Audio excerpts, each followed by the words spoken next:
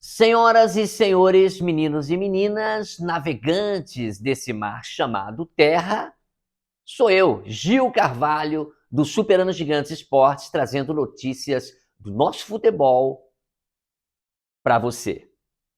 Pois é, hoje nós teremos lá no Rio de Janeiro, na sede da CBF, o sorteio da Copa do Brasil. Sorteio, melhor dizendo, das quartas de finais ou de final da Copa do Brasil. O sorteio acontece logo mais às 13 horas, lá no Rio de Janeiro. Pois é, eu acredito que você deve estar bastante ansioso, né? Qual que será o time que o seu clube vai ter que encarar frente a frente? Ó, coisa de gigante, só tem gente grande aí degladiando, não é verdade? Pois é, assim que acontecer o sorteio, nós saberemos realmente quem que o seu time vai pegar e aí você vai poder, olha, me dá uma noção aí nos comentários se tá bom ou tá ruim para você, viu? Para o seu time. Bom, forte mesmo são todos eles, né? Porque não adianta falar do Flamengo e do Palmeiras. Todos eles estão muito bem, tanto que o Corinthians, por exemplo, que já estava meio que quebrado aí, superou o Atlético Mineiro em casa. Pois é, ninguém é bobinho, não tem criancinha jogando nesse time. Só adulto e adulto gigante. Inclusive, são tão gigantes que o próprio Hulk, que é forte, né, acabou sucumbindo na Neoquímica Arena. Senhoras e senhores, informações do jogão de ontem, clássico dos milhões entre Vasco e Flamengo. Que jogo foi esse?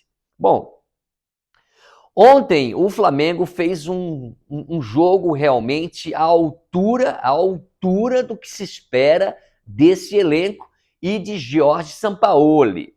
Jorge Sampaoli, se você preferir, com sotaque mais nordestino ou carioca, é Sampaoli. Aí se você vem aqui para São Paulo, aí você fala Sampaoli. Então, como você preferir, ele está conseguindo fazer o time jogar. O time, tática e tecnicamente, olha, demonstrou algo diferente.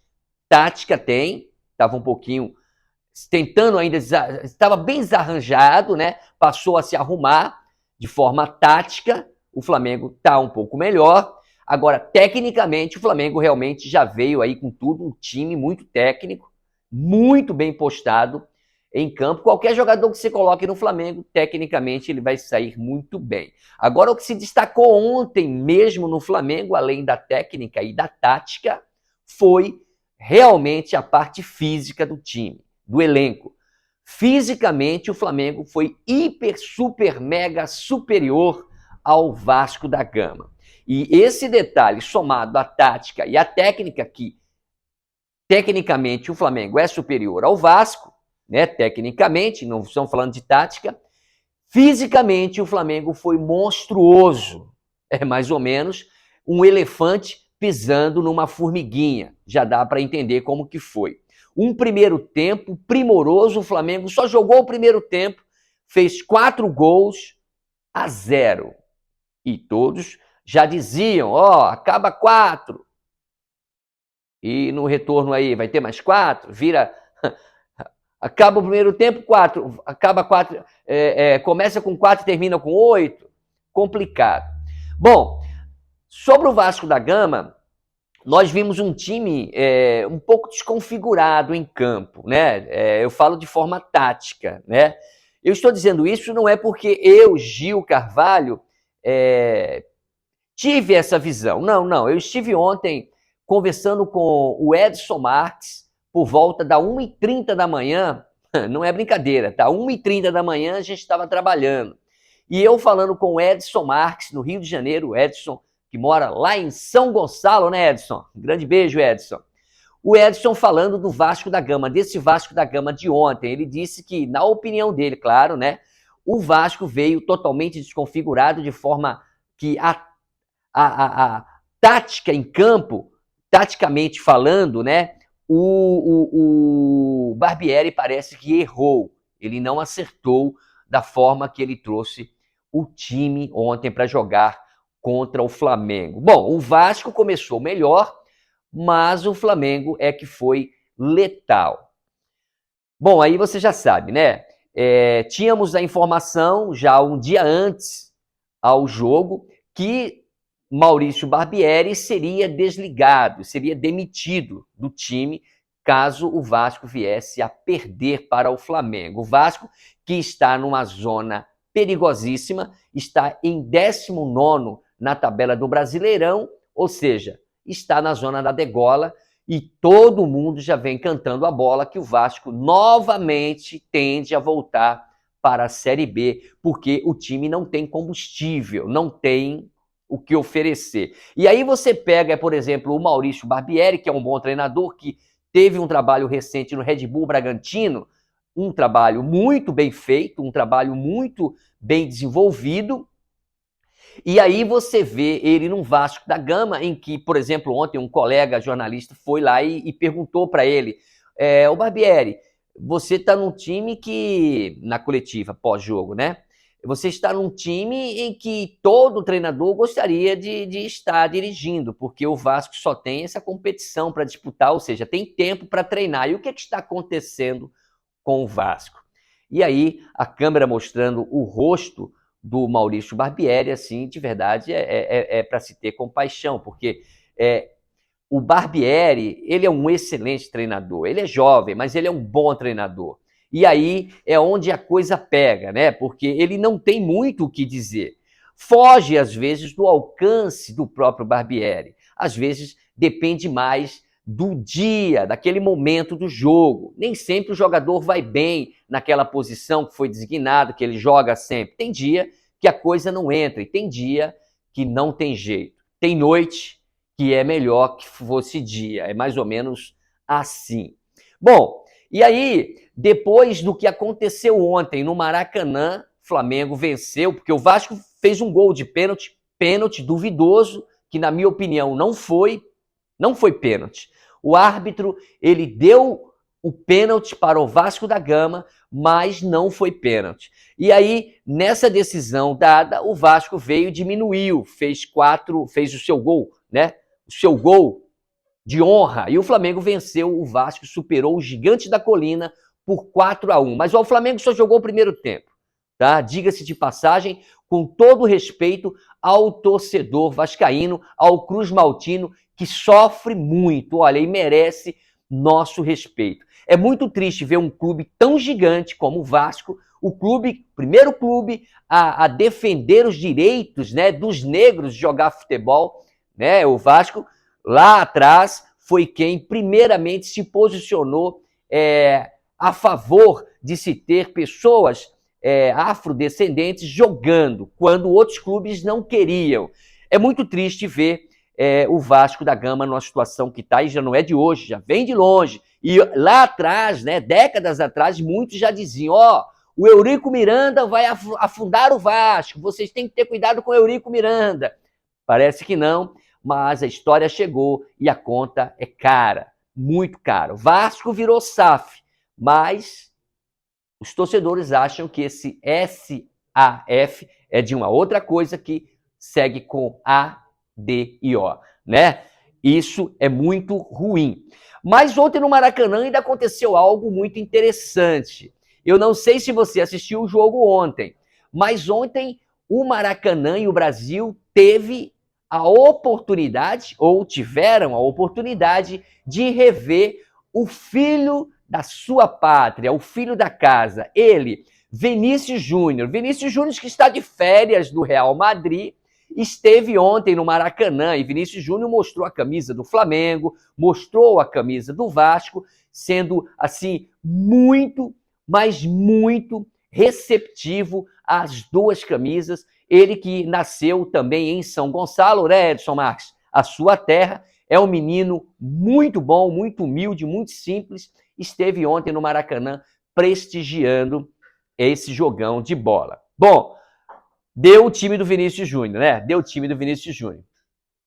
Mas o que eu gostaria aqui agora de trazer para você é sobre o que aconteceu no pós-jogo lá em São Januário. Não no Maracanã, lá em São Januário. Detalhe que quando o Flamengo fez os 4 gols ainda no primeiro tempo, a torcida do Vasco passou a debandar, sair do Maracanã e ir embora. Uma cena lamentável para um torcedor que diz ser apaixonado por um clube tão gigante como o Vasco. Não se deve virar as costas para um clube como é o Vasco da Gama. Essa é a grande verdade, viu?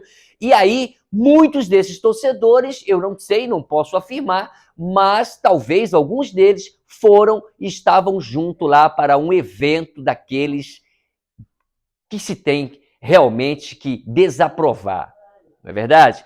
Ontem os torcedores do Vasco foram à sede de São Januário e depredaram, jogaram, atiraram fogos, fizeram uma arruaça, tentaram invadir a sede lá em São Januário, na rua, deixa eu ver aqui, né? A rua tem o nome de um craque vascaíno, né?